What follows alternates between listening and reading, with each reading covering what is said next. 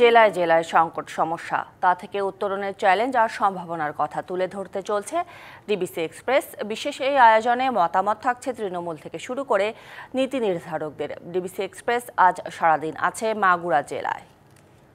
CSRM DBC express আজ মাগুরা জেলায় এবং মাগুরা জেলার যত সংকট এবং সম্ভাবনা আছে সেসব নিয়ে আসলে সাধারণ মানুষের সঙ্গে কথা বলছে। মাগুরা জেলায় একটি সদর হাসপাতাল রয়েছে যেটি 250 শয্যা বিশিষ্ট। এই হাসপাতালে বিভিন্ন রকমের সংকট রয়েছে। এখানকার যারা স্থানীয় রয়েছে আমি একটু তাদের সঙ্গে কথা বলবো সেই সংকট নিয়ে। একটু আপনার কাছে জানতে চাই যে এখানে একটা সদর হাসপাতাল যেটা 250 শয্যা বিশিষ্ট, অনেকে অভিযোগ করছে নানা ধরনের সংকট রয়েছে। কি কি সংকট? সর্বপ্রথমে এখানে চিকিৎসা সংকট, ভালো চিকিৎসক নাই। তারপরে হাসপাতালের পরিবেশ দুর্গন্ধ, ময়লাযুক্ত, এবং এখানে আপনার হাসপাতালের যে পরীক্ষা নিরীক্ষাগার আছে সেখানে এক্সরে বলেন, আপনার ল্যাবের যে টেস্টগুলো কোনো কিছু এখানে হয় না।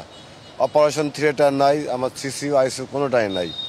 আর সবথেকে বড় পরিবেশ, সবথেকে এখানে যে নোংরা পরিবেশটা সবথেকে বেশি প্রতিবন্ধকতা এখানে।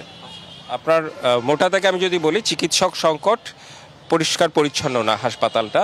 একটু আপনার কাছেও জানতে চাই, আপনার কাছে কি মনে হয় যে হাসপাতালের কি কি সংকট রয়েছে? সঠিক সেবাটা জনগণ পায় না, আর বিশেষ করে একটা সরকারি হসপিটাল, এটা ভাবা যায় না, মানে চিন্তা করা যায় না কি পরিমাণ অপরিচ্ছন্ন। এবং আপনি ভিতরে যে দেখেন যেখানে হাঁটা যায় না, বাথরুমে রুগীরা যায় বা সেখানে তাদের বাথরুম করতে পারে না, হাঁটা যায় না, ময়লার ভাগ। অপরিচ্ছন্নতার বিষয়টা আসলে গুরুত্বপূর্ণ, এটা ঠিক বলেছেন যে বিভিন্ন হাসপাতালে আমরা লক্ষ্য করি সারা দেশে।